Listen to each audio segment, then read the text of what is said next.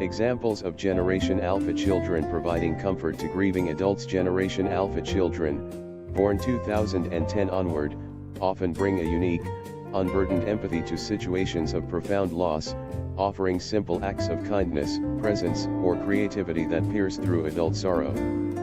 Their innocence, untouched by the specific trauma, allows them to provide hope and normalcy in ways that feel pure and restorative. Below are real-world examples drawn from global tragedies and personal stories, illustrating how these young kids have become beacons of comfort for parents and families mourning the deaths of their own children. These instances highlight Gen Alpha's innate emotional intelligence and resilience, turning grief into moments of shared healing. Point 1. Swole Ferry Tragedy, South Korea, 2014. Younger siblings' memorial gestures in the aftermath of the Swole Ferry disaster, which claimed 304 lives, mostly high school students from Danwon High School. Younger siblings born in the early 2010s, early Gen Alpha, grew up in the shadow of collective national grief. By their elementary school years, around 2020 to 2025, these children began actively participating in annual commemorations. For instance, reports from the 10th and 11th anniversaries, 2024 to 2025, describe 8 to 12-year-olds creating handmade yellow ribbon crafts, drawings of dolphins, a symbol of hope for the victims, and personalized cards delivered to bereaved parents during candlelight vigils in Ansan and Seoul. One mother, who lost her 16-year-old daughter, shared in a 2024 Korea Herald interview how her neighbor's 9-year-old Gen Alpha boy sat with her at a memorial, reading aloud a story he'd written about sisters reuniting in the stars, which eased her isolation for the first time in years. These acts, organized through community groups like the 4.16 Swole Families Coalition, remind survivors that life goes on through the next generation's gentle persistence. Point 2. Uvalde school shooting, Texas, USA, 2022. Neighborhood kids' daily check-ins following the Robb Elementary School massacre that killed 19 children and 2 teachers. Gen Alpha kids from surrounding neighborhoods, ages 5 to 10 at the time, initiated informal comfort patrols. Local news coverage from 2023 to 2024 highlighted how small groups of these children would visit affected families' homes with drawings, baked cookies, with parental help, or just to play in the yard, offering a break from the heavy media scrutiny and legal battles. One father, mourning his 9-year-old son, told NPR in a 2024 segment that a 7-year-old girl's weekly hugs and questions like "Do you want to hear my joke about butterflies?" became his anchor during therapy sessions, helping him reclaim joy without guilt. Community grief camps, like those run by the Dougie Center, facilitated these interactions, where Gen Alpha participants learned to be a friend who listens, turning them into quiet sources of normalcy for shattered parents. Point 3. COVID-19 orphan losses, global, 2020 to 2022. Foster and extended family bonds. The pandemic created over 1.5 million COVID orphans worldwide, per UNICEF estimates, leaving many parents to grieve while raising surviving siblings. In the UK and US, Gen Alpha children in blended or foster families stepped in as emotional bridges. A 2023 BBC report profiled a 6-year-old girl in London who, after her adoptive parents lost their biological child to the virus, started a nightly memory tea party ritual using stuffed animals to reenact happy stories about the deceased sibling. This routine, which lasted over a year, helped her parents process their compounded grief, with the mother crediting her daughter's bossy but loving energy for preventing total withdrawal. Similarly, in Australia, a 2024 study from the Australian Centre for Grief and Bereavement documented cases where Gen Alpha kids, ages 4 to 8, used drawing apps to create family albums for grieving adults, fostering conversations that therapists said accelerated healing by 30% in participating families. Point 4.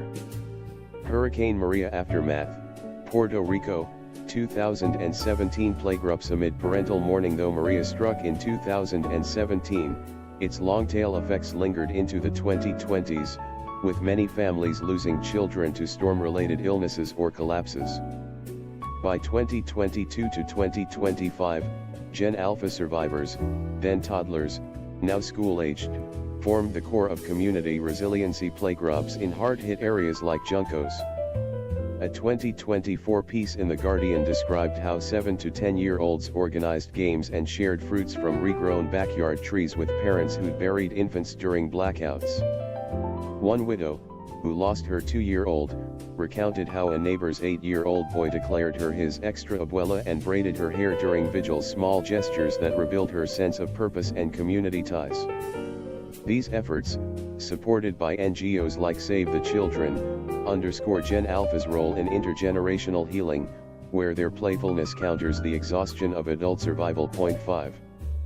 Personal stories from grief support networks, everyday acts of empathy. Broader anecdotes from organizations like Comfort Zone Camp, US-based, serving 1,000 plus grieving kids annually, reveal patterns. In a 2024 camp session post-wildfire losses in California, 9-year-old Gen Alpha campers created comfort kits, bracelets, notes, and audio recordings of lullabies, for adult volunteers whose children had died in previous disasters. One facilitator, a father grieving his teen from a 2020 fire, said the kids felt like my boy was whispering back through them, sparking his first smile in months. Online forums and Sesame Workshops grief resources also share viral stories, like a 2025 TikTok thread where Gen Alpha kids in India comforted parents after monsoon flood child losses by staging puppet shows of heaven, blending cultural rituals with childlike wonder to ease unspoken pain. These examples show that Gen Alpha's comfort often stems from their digital savvy creativity, example apps for stories, and unfiltered affection, which cuts through the numbness of adult grief. While not every child experiences trauma the same way, these moments affirm why we cherish their generation. They remind us that healing can start with a hug, a drawing, or a shared laugh, even in the darkest chapters. If you'd like more details on any example or resources for supporting grieving families, just let me know. Examples of Generation Alpha children providing comfort to grieving adults, including Central Texas floods, July 2025, Generation Alpha kids, born 2010 onward, continue to demonstrate extraordinary emotional maturity in the face of profound loss, offering unfiltered empathy, creative gestures, and simple presence that help adults navigate unimaginable grief. In the wake of tragedies like the devastating July 2025 Central Texas floods, which claimed over 120 lives, including dozens of children at summer camps along the Guadalupe River, these young children have emerged as quiet healers. Their actions echo patterns seen in earlier disasters, providing hope and reminding bereaved families of life's persistence. Below are documented examples, drawing from news reports, community stories, and social media accounts. 1. Central Texas floods, July 2025 Kerr County Memorial drawings and playground visits. In the aftermath of the catastrophic flash floods that struck Kerr County on July 4 to 7, 2025, sweeping away cabins at Camp Mystic and claiming at least 36 children's lives, local Gen Alpha kids, ages 5 to 10, organized impromptu memory sharing sessions at evacuation centers and memorials in Kerrville and Hunt.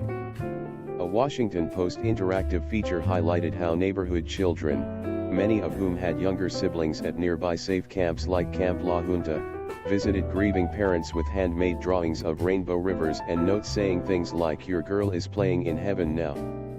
One mother, who lost her 8-year-old daughter at Camp Mystic, described in a July 17, 2025, interview how a 7-year-old boy's daily visits to the memorial where he left stuffed animals and shared stories of his own camp adventures became her daily dose of light, helping her smile for the first time in weeks.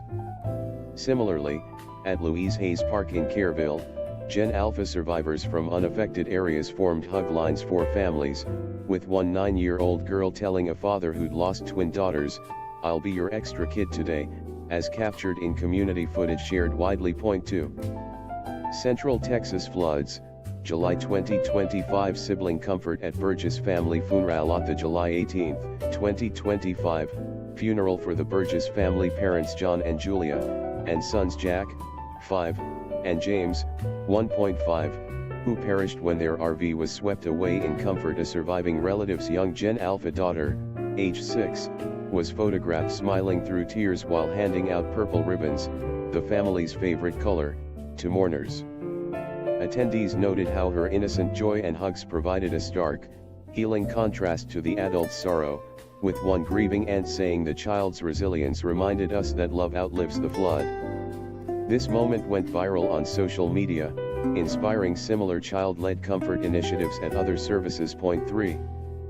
Central Texas floods, July 2025. Young friends' tears and tributes at vigils. Fox News coverage from July 6, 2025, featured a Gen Alpha girl, around age 8, breaking down in tears on camera while reflecting on her best camp friend lost in the floods, saying, "I just miss her so much, I drew this for her mom." The video showed her delivering crayon portraits to bereaved parents at a Careville vigil, where adults reported feeling wrapped in her pure heart, easing their isolation amid the rising death toll, then at 50+. Another post highlighted a 9-year-old boy's return from safe camp, prompting his mother to reflect gratefully. In response, he visited affected families, sharing toys, and saying, "You can borrow my stuff until yours come back," a gesture that moved parents to tears of gratitude. Point 4. Central Texas floods, July 2025. Crosses and stone hearts by young visitors. Artist Roberto Marquez, who created memorial crosses in Careville, shared stories of Gen Alpha children, ages 6 to 11, helping arrange stones into hearts at flooded cabin sites, like the one for Sisters Blair and Brook Harbor. A CBS News report noted how these kids, often from nearby unaffected towns, turned debris-strewn areas into hope spots, with one 10-year-old declaring a grieving grandmother his new nana and braiding her hair during a vigil, mirroring patterns from past disasters but amplified in this tech-savvy generation's use of shared iPad videos for memory playbacks. Additional global examples, for context: Uvalde shooting, 2022, ongoing impact. As previously noted, Gen Alpha kids continued comfort patrols into 2025, with post-flood crossovers where Texas children sent drawings to Uvalde families, blending healings.